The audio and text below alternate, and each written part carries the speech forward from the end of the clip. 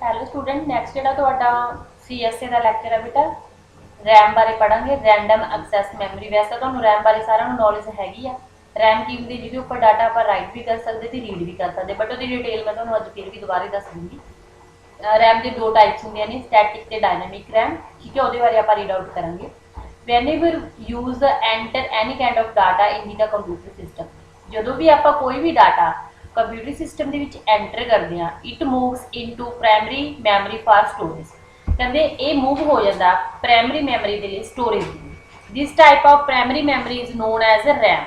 इस टाइम तरह की जी प्राइमरी मैमरी आ उन्होंने आप रैम बोलते हैं। It is the most randomly access storage type among all type of storage. सारे तरह के ही होंगे। ठीक है जी, सारे तरह के रैंडम एक्सैस मैमरी है। रैंडम बेस के मतलब डाटा ये आप रीड भी कर सकते हैं, राइट भी कर सकते हैं।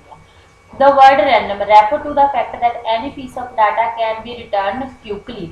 जेड़ा वर्ड रैमड है बेटा रैंडम, मतलब ये फैक्ट की है भी किसी भी तरह के डाटे को रिटर्न कर लेंदा, क्विकली वापस कर दिंदा। And in the constant time भी चाहे टाइम अपने को लिमिटेड है भी चेंज नहीं होंदा, बट वो आप चेंज कर सकते हैं। क्विकली रिटर्न का मीनिंग है भी डाटा आप जो राइट किया तो उन्होंने आप रीड किया भी उन्होंने आप डिलीट भी कर सकते हैं, regardless of its physical location and whenever not is related to previous piece of data. मतलब ये पिछले डाटे की कोई जरूरत है जी नहीं है। Okay, it store the program and data that are currently being processed by CPU। ये उस डाटे को स्टोर करता है जो मतलब कि एट ए टाइम CPU द्वारा प्रोसैस किया जाता है। It is block of sequence memory location where data element are store. ये मैमरी दी लोकेशन होंगे ने बहुत ज़्यादा होंगे ने जिथे डाटा स्टोर किया सीरीयल वाइज होंगे ने 1 2 3 4 5 इस तरह। ये unique address determine the memory location, कला कला एड्रैस होंगे सबका। The system access these data element directly by means of address of particular memory location. मतलब डायरैक्टली उस डाटे को एक्सैस कर लेंगे। It is volatile in nature. Volatile होंगी है once the system is switched off. जेकर एक बार सिस्टम स्विच ऑफ हो गया, कंटेंट है जिन्हें भी रैम से पे ऑटोमेटिकली की हो जाएंगे, अरेज हो जाएंगे, मतलब कि खत्म हो जाएंगे। वॉलाटाइल मतलब कि अरेजेबल होंगी है भी डाटा ये जेकर अपना सिस्टम बंद हो गया तो दैट इज कॉल्ड डाटा अपना अरेज होगा जो आप पक्के तौर पर सेव है जो नहीं करते। इट स्टोर डाटा प्योरली और temporary basis. User can remove the previous data and right a new information. ये मतलब कि प्योर टैंपरेरी बेस के डाटे को स्टोर कर दे बेटा। ये पुराना डाटा उन्हें रिमूव कर सकते, नवा आप ऐड कर सकते जो आपको जरूरत है। It is small both in the term of physical size and the amount of data it can hold. ये डाटा वो स्मॉल भी होंगे, फिजिकल साइज भी होंगे, तो अमाउंट ऑफ डाटा भी आप होल्ड कर सकते हैं। Every computer application demand a particular amount of memory from RAM in order to execute. हर एक कंप्यूटर की अपनी डिमांड होंगी भी जी रैम की क्वालिटी है, मतलब कि वो बहुत सारे डाटे को स्टोर करने की होगी। All kind of display on the display device जिमें मोनीटर की गल करते हैं will be possible because of RAM. If we remove the RAM chip from the system there will be no display on monitor. Monitor की screen पर कुछ भी show नहीं होगा जेकर आप रैम चिप को रिमूव करते हैं। It is also referred as a read and write memory of computer. User can read data from RAM and as well as write data into RAM. RAM में आप data read भी कर सकते हैं तो राइट भी कर सकते हैं। ये small amount of RAM is also integrated with CPU। छोटे अमाउंट की जी रैम आ वो आल्सो इंटीग्रेटेड पहले ही होंगी है CPU के नाल, but this is actually you refer to the cache memory rather than RAM.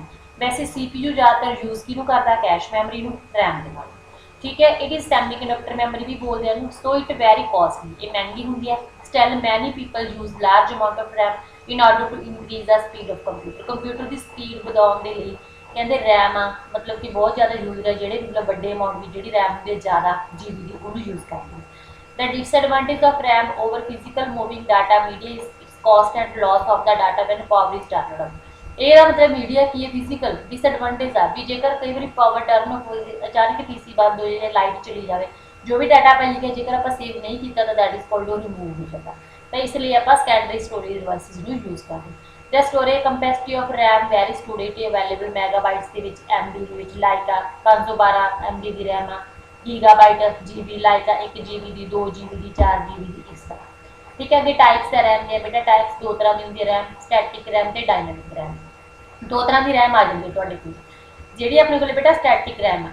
The word static meaning होंगे जिसकी मतलब आप वैल्यू चेंज नहीं कर सकते। रनिंग टाइम स्टैटिक का मीनिंग यही है वैल्यू चेंज नहीं होंगी। रनिंग टाइम मतलब जिस चीज़ में आप चेंज नहीं करते, डाटा चेंज नहीं करते। indicate the memory retain its content as long power supply is provided। जेकर पावर सप्लाई ਆਪਾਂ ਨੂੰ ਪ੍ਰੋਵਾਈਡਡ ਹੈਗੀ ਹੈ ਲੌਂਗ ਟਾਈਮ ਤਾਂ ਇਹਦੇ ਵਿੱਚ ਜਿਹੜੀ ਮੈਮਰੀ ਆ ਉਹ ਸੇਮ ਰਹਿੰਦੀ ਆ। Data are lost when circuit get powered up. Data ਉਦੋਂ ਆਪਣਾ ਲੌਸ ਹੋਊਗਾ ਜਦੋਂ ਕੋਈ ਲਾਈਟ ਚਲੀ ਜਾਂਦੀ ਹੈ ਜਾਂ ਸਰਕਟ ਕੱਟ ਜਾਂਦਾ। ਹਾਈਵਰ ਵਿਚ ਮੇਕ ਸਟੈਟਿਕ ਰੈਮ ਆ ਵੋਲਾਟਾਈਲ ਮੈਮਰੀ। ਸਟੈਟਿਕ ਰੈਮ ਕਿਵੇਂ ਆਪਾਂ मतलब कि वोलाटाइल मैमरी बन जाती है। अनलाइक डायनामिक रैम जिन्हों आप डी रैम बोलते हैं, एस रैम जिन्हों static RAM need not to be periodical refreshed. इनू रिफ्रैश करने की जरूरत है जी नहीं होती। ठीक है जी। Static RAM consume more power. Static RAM के मतलब ज़्यादा पावर की लोड़ पैंती है, ज़्यादा पावर लैंदी है। There are 6 transistor needed to form a memory cell of static RAM. ये 6 ट्रांजिस्टर है जो यूज किए जाते हैं। ठीक है जी।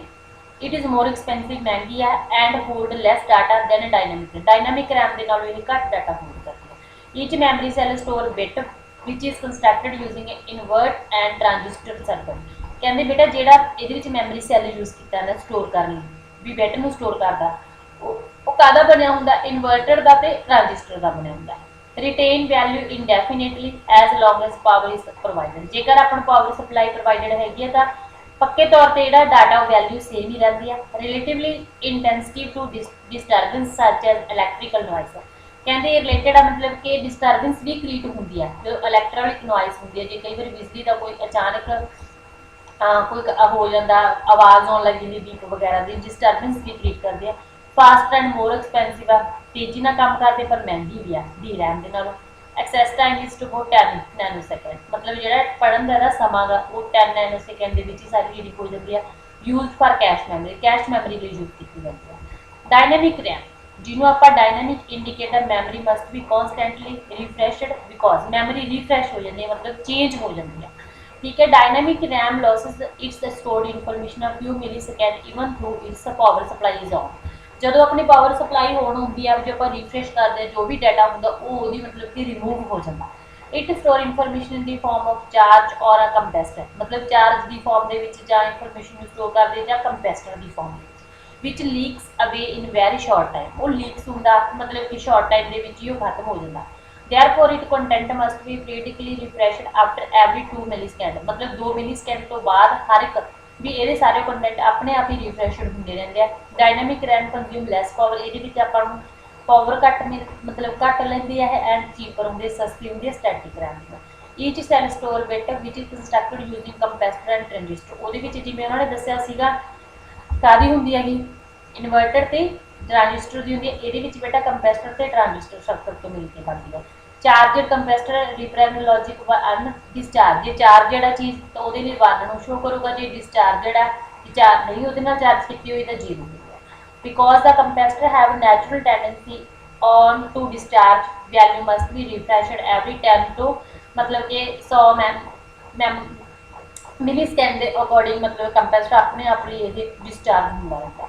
ठीक है जी। Sensitive to the distributor disturbance sensitive आ मतलब कि ये डिस्टर्बेंस है जी क्रिएट करती है स्लोअर एंड चीपर होंगी है। ठीक है। Read and write operation are suspended when the refresh cycle is going. Read and write operation की कोई जरूरत नहीं पैंती जो ये रिफ्रेश हो जाता है। ठीक है जी। इफैक्ट एक्सैस टाइम है जोड़ा 50 नैनो सैकेंड है। यूज फॉर मेन मैमरी जिन्हों कैश मैमरी लिए यूज होंगी सी मेन मैमरी लिए यूज होंगी। अगे रैम चिप कहते the block diagram of typically RAM chip आ जी चिप सिलैक्ट आ चिप सिलैक्ट एनेबल और disable the RAM. Chip select का की काम है बेटा एनेबल तो डिसेबल कर दी है रैम।